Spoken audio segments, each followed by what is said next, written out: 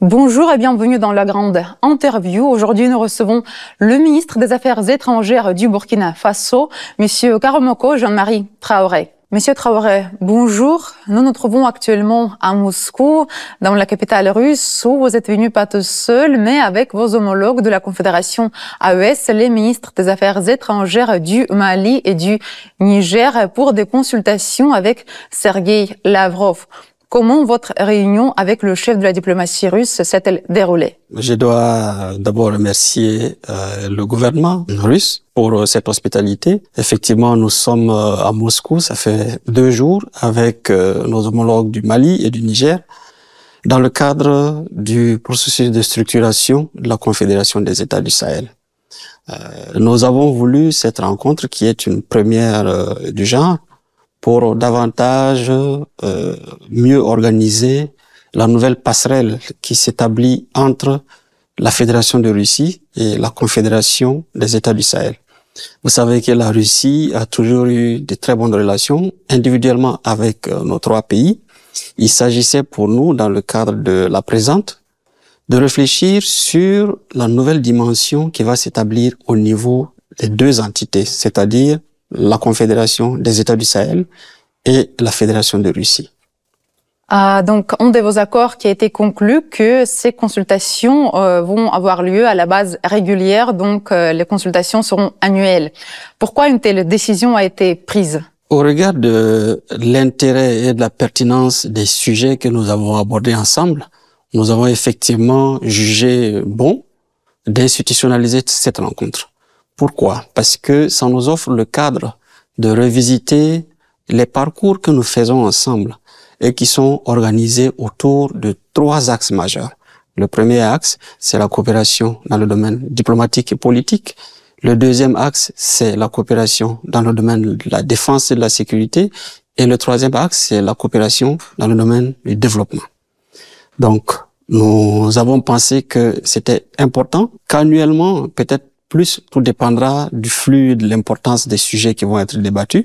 Nous puissions nous retrouver pour faire le point, évaluer ce qui a été fait, prendre des décisions pour des correctifs nécessaires si besoin en est, et prendre de nouvelles décisions, les soumettre à l'avis de nos chefs d'État. Je ne peux pas ignorer cette question, la réaction de l'Occident à cette visite de la Confédération AES à Moscou. Cette visite a été suivie de près par les médias occidentaux et par exemple, j'ai vu un article intitulé que par cette visite, la Confédération AES a tourné le dos à l'Occident. Quelle est votre réaction quelle serait votre réponse aux médias occidentaux? Je pense que c'est peut-être un regard un peu cataclysmique de nos rapports avec l'Occident. Nos 3 chefs d'État ont pris la responsabilité de consolider leur souveraineté. Ça passe par la liberté de choisir ses partenaires. Ça passe par le combat pour plus de multipolarité. Le choix que nous avons fait en venant ici s'inscrit dans cette dynamique. Nous sommes sous les orientations de leurs excellences, le capitaine Ibrahim Traoré, le général d'armée Assimi Goïta et le général d'armée Tiani, qui veulent que nous puissions faire de l'espace confédéral une entité souveraine, intégrée, solidaire et qui s'inscrit désormais dans la course du monde. Dans cette dynamique, il est important que nous sortions du diktat de certains pays, dictat qui nous a longtemps maintenus dans une position de dépendance. Et le geste que nous avons fait aujourd'hui, c'est beaucoup plus un signal de renonciation au monopole de l'Occident. Nous voulons aller vers un monde plus libre où il est donné le choix et la possibilité aux pays du Sahel et à tous les autres pays qui ont notre profil de pouvoir parler. Et c'est cette opportunité que la Russie donne à nos pays. Je vous propose de passer à les sujets de la Confédération AES et ses relations actuelles avec la CEDEAO. Quelles sont vos relations actuellement? Comme on aime le répéter, nous avons quitté la CEDEAO, nous n'avons pas quitté l'Afrique de l'Ouest. Nous avons chacun individuellement de bons rapports avec nos voisins. Les rapports de bon voisinage font partie des instruments de notre coopération. Le Burkina Faso partage 6 frontières et nous essayons d'entretenir de bons rapports avec nos voisins. Avec la CEDEAO, oui, nous avons quitté la CEDEAO. Nous sommes en train d'amorcer une phase de dialogue pour réorganiser les nouveaux rapports qui vont désormais régir la Confédération des États du Sahel et la CEDEAO. Bien sûr, après le divorce, il y a un gros débat qui doit s'installer pour voir qui va avec quoi, comment est-ce qu'on gère le patrimoine, et c'est cette phase que nous avons amorcée. Et je pense que nous sommes dans un dialogue constructif parce que l'objectif de nos pays, c'est surtout cela, c'est de partir courageusement d'une entité réaliste, pertinente, fonctionnelle, et la Confédération des États du Sahel nous donne cette opportunité. En commentant la sortie des trois pays, du Burkina Faso, du Mali et du Niger, de la CEDEAO, votre homologue du Niger, le chef de la diplomatie du Niger, a dit la chose suivante, à quelque chose, malheur est bon. Êtes-vous d'accord avec cela? Parfaitement. Parfaitement, parce que, vous savez, on a tendance à caricaturer nos rapports dans cet ensemble.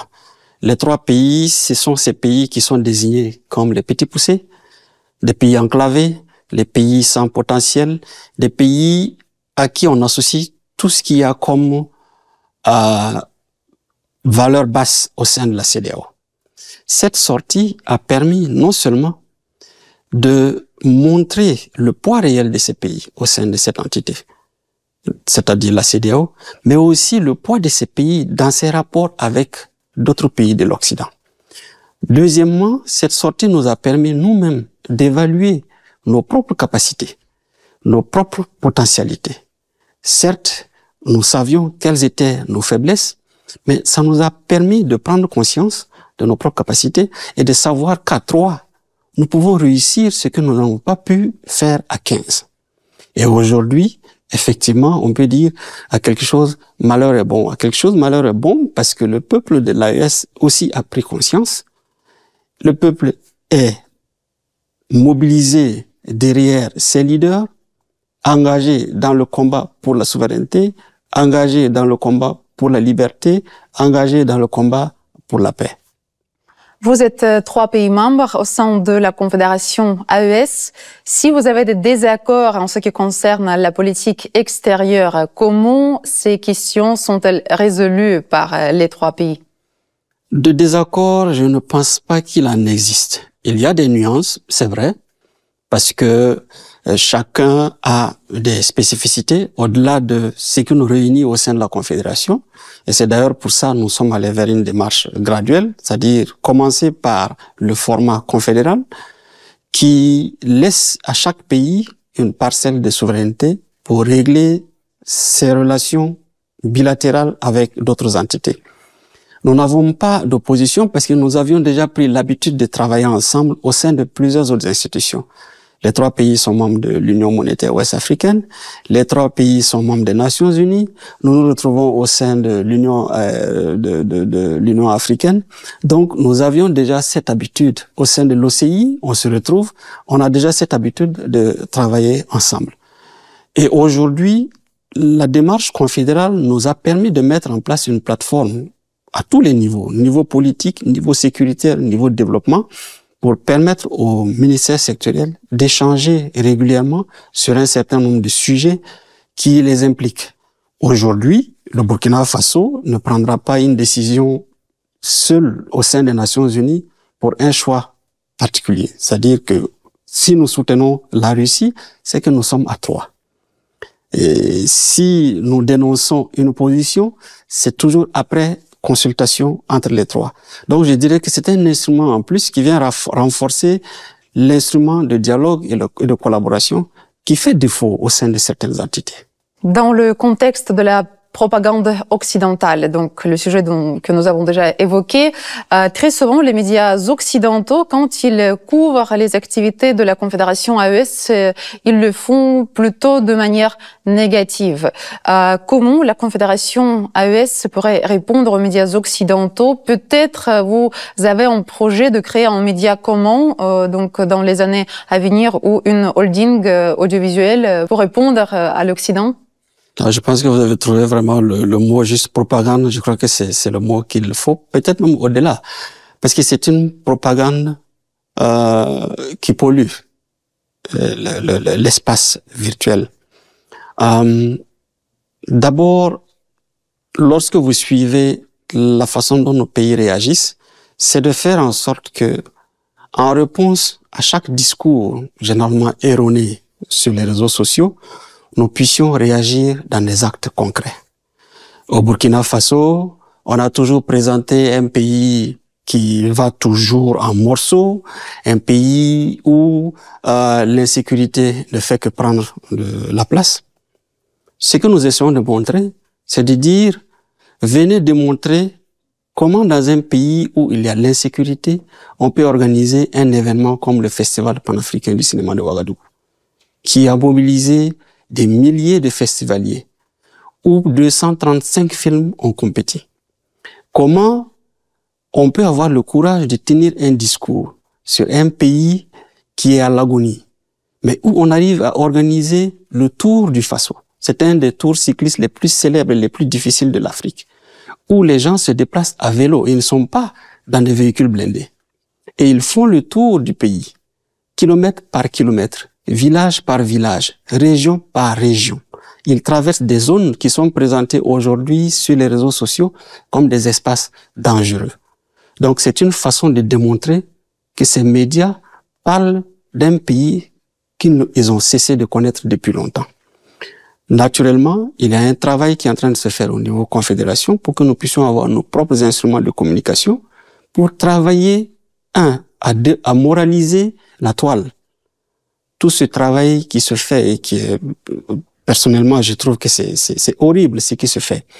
Donc, travailler à moraliser la toile, travailler à corriger les faux discours, travailler à porter le regard sahélien sur les problèmes sahéliens pour une population sahélienne. Et pour cela, il y a des projets qui sont en cours, le projet de la télévision, le projet d'une radio, mais aussi au niveau de chaque pays, les télévisions nationales essayent de se partager les programmes pour essayer d'apporter des nuances, des correctifs et des discours qui changent la donne sur la toile.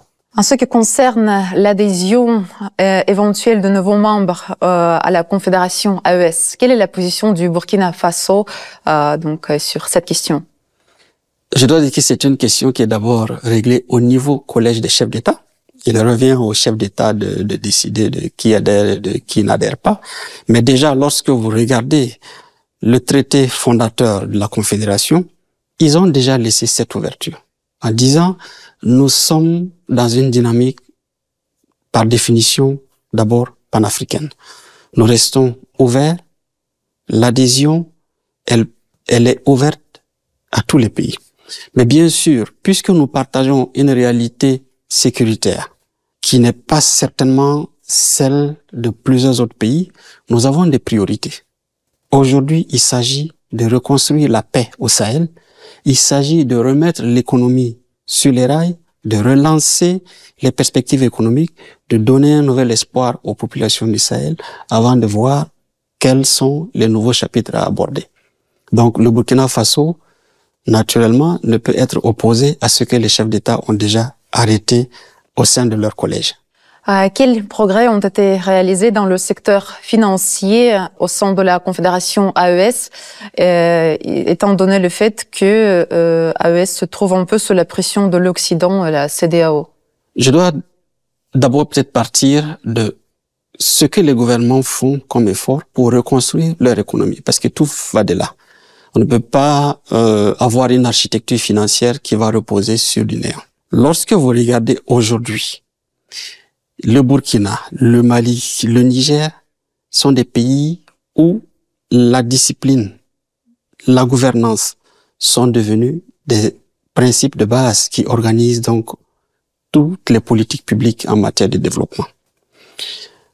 Des pays qui font face à l'insécurité, mais qui, malgré cette situation, arrivent à conduire des actions de développement. Venez au Burkina Faso, tout récemment, le chef de l'État a remis plus de 1000 engins lourds pour la reconstruction du pays.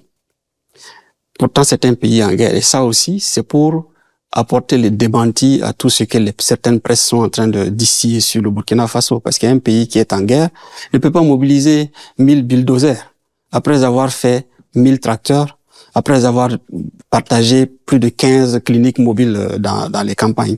Donc, c'est pour dire il y a des actions de développement qui sont conduites et qui sont portées par une nouvelle forme de gestion budgétaire, financière, économique, plus rigoureuse et qui promettent une reprise économique. Et c'est ce qui est déjà en cours. Aujourd'hui, nous avons une croissance économique à 4,5% dans un pays en crise et c'est au-delà de toute espérance. Nous sommes en train de rattraper tout ce qu'il y a comme déficit, que ce soit au niveau alimentaire, au niveau chômage, et voilà. Donc, il y a des efforts qui sont en train d'être faits, qui présagent d'une économie forte dans la sous-région. Une reprise en main des activités économiques au Mali, au Niger, au Burkina, et qui est portée par des secteurs productifs. La relation bilatérale entre la Russie et le Burkina Faso, comment évaluez-vous actuellement le niveau de la coopération bilatérale entre nos deux pays? Depuis le sommet de Saint-Pétersbourg, le capitaine Ibrahim Traoré et le président Vladimir Poutine ont donné un signal fort, celui de rehausser notre coopération à un niveau stratégique. Vous savez, lorsque j'étais en classe de 5e, mon prof de maths, c'était un Russe. Il y avait encore des coopérants russes qui étaient au Burkina et j'avais un professeur de maths qui était russe, j'avais un professeur de physique qui était russe et qui, après, sont repartis. Nous avons connu un moment plutôt de froid où nous avons vu tous ces acteurs compétents et qui sont partis, mais qui ont apporté énormément dans le paysage d'éducation du Burkina Faso. Aujourd'hui, il y a un retour et il y a une reprise de cette coopération. Et plusieurs signaux le démontrent. Parce que déjà après Saint-Pétersbourg, la Fédération de Russie a réouvert son ambassade au Burkina Faso. J'en étais témoin. Et c'est avec joie que nous avons accueilli cet instrument pour créer plus de proximité et créer des conditions d'un dialogue journalier permanent. J'ai vu votre ambassadeur avant de quitter Ouagadougou. Il est régulièrement au ministère des Affaires étrangères. Il n'y a presque pas de protocole entre nous. Et donc, je pense que c'est des relations qui ont repris un certain élan. Nous avons fait une évaluation et en matière commerciale, il y a une croissance qui est très forte, mais qui reste encore en deçà du potentiel de coopération entre nos deux pays. Je crois que hier, le ministre Sergueï l'a relevé. Les chiffres ont été multipliés par 10, mais comparé au potentiel, il y a encore beaucoup à faire. Mon ambassadeur m'a fait un point sur les demandes de visa d'hommes d'affaires de la Russie vers le Burkina. C'est passé de 3 à 7, de 7 à 15 et de 15 à 60. Et ça, c'est en l'espace de quelques mois.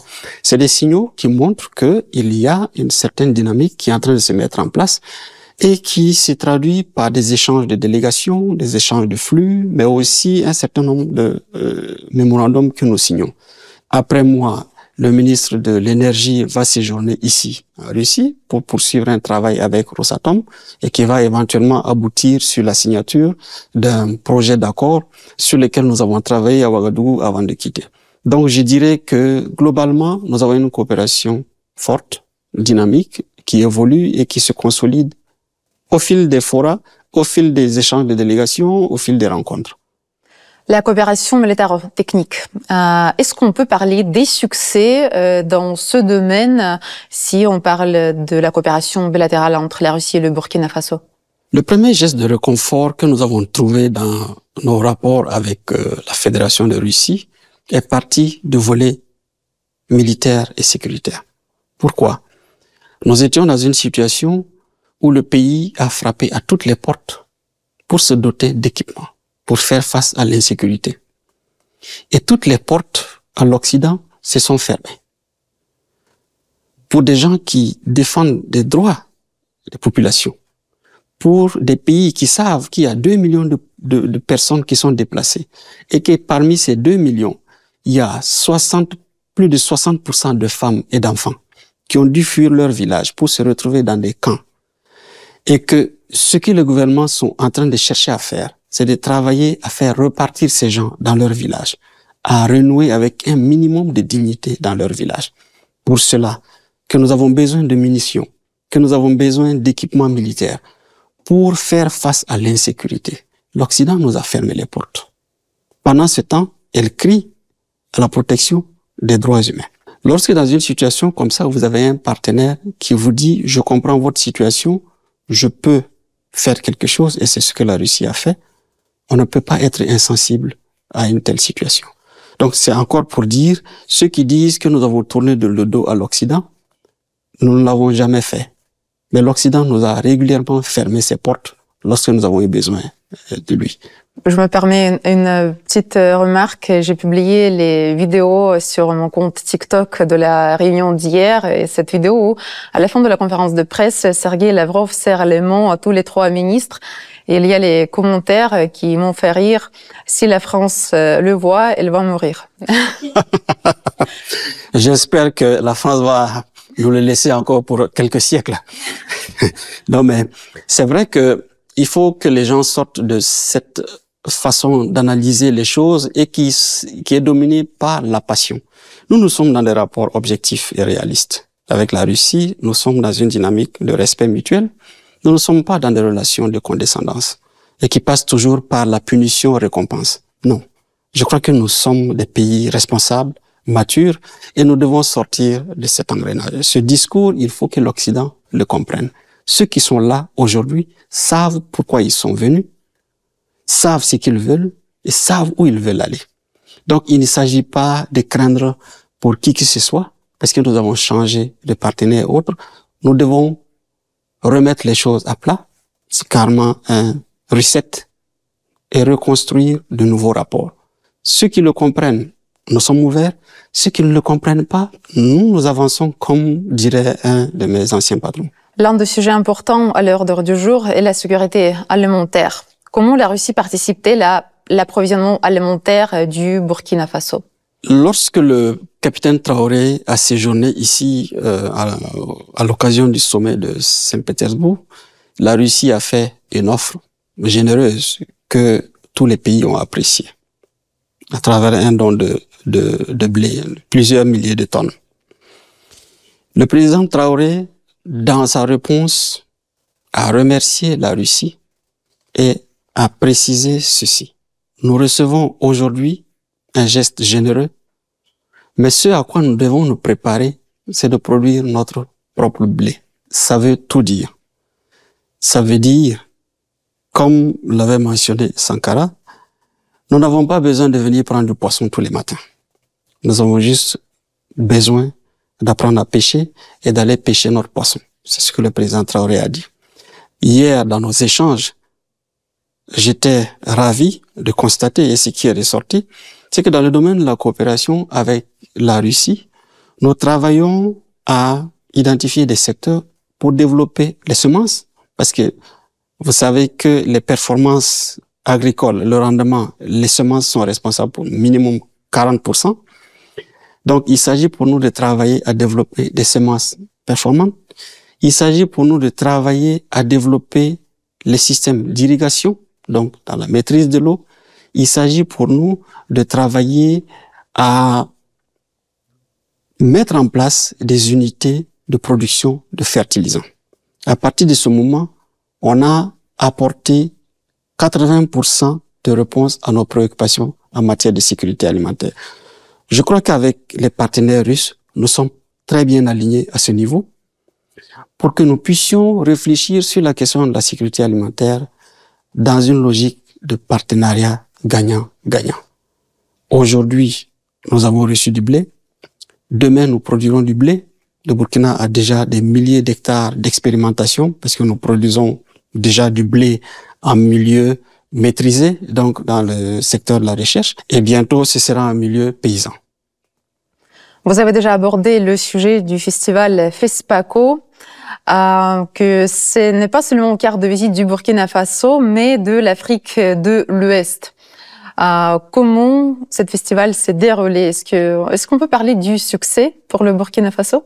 Pour un pays qui est présenté comme l'enfer dans la sous-région, je crois que c'est un succès non seulement pour le Burkina, pour l'Afrique de l'Ouest, pour toute l'Afrique, mais pour le cinéma mondial. Parce que c'est l'un des festivals qui a le plus réussi ces 20 dernières années. Nous avons reçu des milliers de festivaliers. Ils sont venus des 4 coins du monde, des États-Unis, de tous les continents. Le nombre de films a connu une croissance notable et tout s'est passé parfaitement bien. Je ne pense pas qu'un festivalier soit reparti dans son pays avec un doigt cassé. Donc, je dirais, c'était un succès et c'est l'occasion pour nous de remercier tous les pays qui ont cru au Burkina Faso et dont la Russie et qui ont envoyé des festivaliers qui ont participé à ce festival qui reste un événement panafricain. Et les pays avec lesquels nous avons célébré non seulement le cinéma, nous avons célébré l'Afrique, nous avons célébré les valeurs que nous partageons et nous avons démontré que cette destination qui reste sur certaines cartes peintes en rouge et totalement interdite à certains citoyens, eh ben, c'est une destination où les gens vivent bien, dignes et libres. Le président du Burkina Faso, son Excellence Ibrahim Traoré, envisage-t-il une visite officielle en Russie? Je dois dire que nous avons reçu l'invitation des plus hautes autorités russes pour la participation à la commémoration, le 80e, qui est prévu pour le mois de mai. Et c'est l'occasion pour nous de réitérer encore notre reconnaissance pour cette invitation.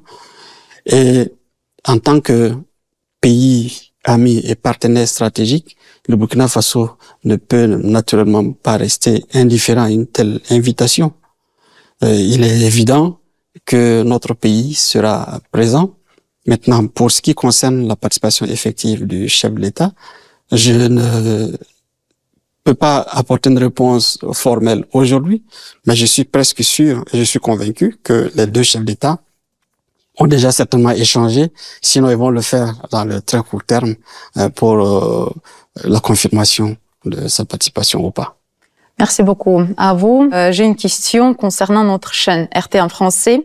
Est-ce que vous la regardez de temps en temps? Si oui, qu'est-ce que vous pensez de notre chaîne RT en français? Je regarde RT en français, heureusement que vous avez fait l'effort de le faire en français. Peut-être que les prochaines éditions, je vais regarder RT en russe aussi, lorsque mon russe sera assez fluent. Non, je crois que c'est une chaîne qui essaye de poser les bonnes questions. Comme on le dit toujours, les bonnes réponses ne viennent que lorsqu'on pose les bonnes questions. Et vous avez l'avantage de poser les questions pour écouter ceux qui doivent répondre.